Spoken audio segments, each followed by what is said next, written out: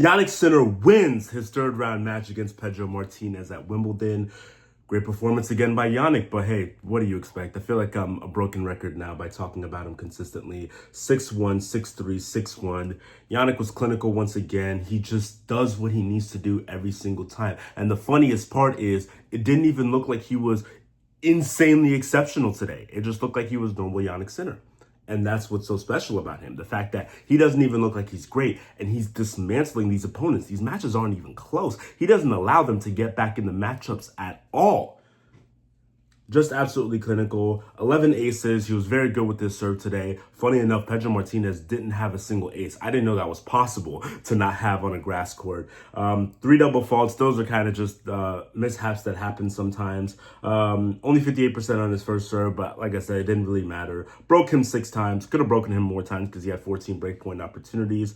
Pedro Martinez had 4 breakpoint opportunities. Jannik saved every single one. But obviously, the saddest part about this matchup is the fact that Pedro Martinez hurt his shoulder early in the match, and he was serving under 100 miles per hour for the rest, not the rest of the match, but mostly the rest of the match. And it became kind of hard to watch. John McEnroe was saying on the broadcast, this is hard to watch. When he had the medical timeout, I believe during the second set, I think, and you just saw him taped up all over his right shoulder. He probably shouldn't have continued. It didn't look like he was so bad that he was going to dislocate or pull out his shoulder or something, but he couldn't serve anymore. And if you can't serve anymore, you're not going to win a tennis match against someone half as good as Jannik Sinner. So he was throwing, lollipops basically to Jannik Sinner and inviting him to hit some crazy return and break him every single time. It's a little bit similar to in baseball when you don't want to waste any more pitchers' arms, so you have a position player, an outfielder, a infielder, or something like that come in and pitch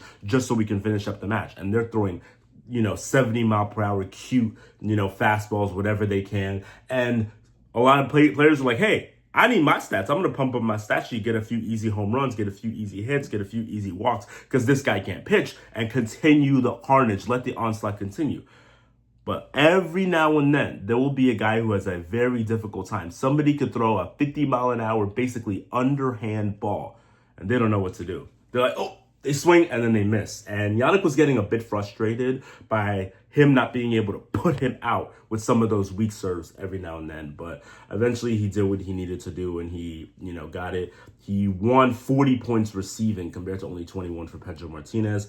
Like I said, Martinez was no match for him really to begin with, but especially with him being injured, it was like a cakewalk. It was easier than practice for Jannik at that moment. So Jannik Sinner moves on. We don't know who he's going to play on Monday in the round of 16, but should be another opponent that he can easily beat. Like I said, it doesn't really matter for Jannik until he faces the Djokovic's and the Alcarazes and maybe a Taylor Fritz and one of those opponents where you're like, who, now you can give me a great run for my money. Just like we'll see Carlos do tomorrow when he plays against Andre Rublev, because he can give him some sort of challenge. He'll still win. Carlos will still win, but he can give him some sort of challenge.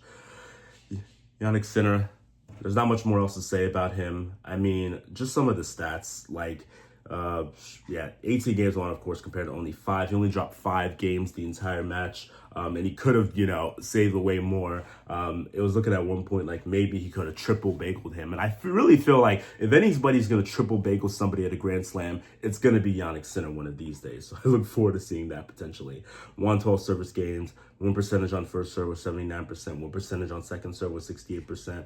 And I heard a stat earlier that Jannik had never actually lost, still has never lost in the third round of a Grand Slam. I don't know if he's lost in the first or second round, maybe when he first started playing Grand Slams when he was like 17, 18 or something like that. So that's possible.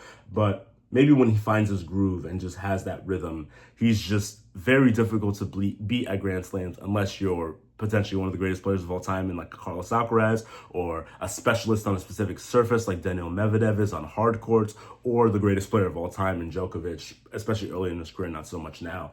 But he's just figured this out. He knows the switch. He knows the code. I would say he knows when to turn it on and turn it off, but he always has it on every single time. And he's always going to dismantle anyone who's in his way. And that's just the type of player that he is. That's the type of competitor that he is. And the fact that he doesn't change emotion. He's always the same every moment. The fact that he doesn't go with the highs and the lows. He's smiling from time to time. He's smirking up a little bit. He's positive at the same time as just being terrorizing for the opponent who's across net for him. So yeah, Jannik Sinner, not much more else to say. Djokovic plays later on today. We'll definitely watch that and give you guys a review about it. Iga Swiatek is playing currently as we speak against Danielle Collins. Danielle Collins actually beat Iga, I believe, 3 years ago in Australia when Ashley Barty won the Australian Open that year. So that's always possible to see an upset. Oh, Iga won the first set 6-2. Never mind. So we'll see what happens there. But yeah, very exciting section in the men's draw right now. Wimbledon, we're seeing a lot of really good matchups. I don't know who else played today, actually. I think Taylor Fritz won yesterday, his matchup. We have De Minaur over Holmgren right now.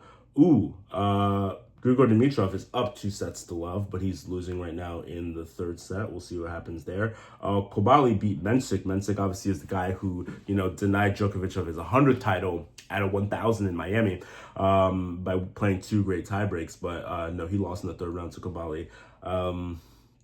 But yeah, overall, very, very great, solid, fun tennis today. Like it's been really all of Wimbledon, and I cannot wait to see what else is produced. But Jannik Sinner is still the story. Him and Alcaraz will be the story for every Grand Slam for the next decade because those guys are so special. And whenever he plays, you have to watch, you have to see, and you have to know what's going to happen because it can be exhilarating.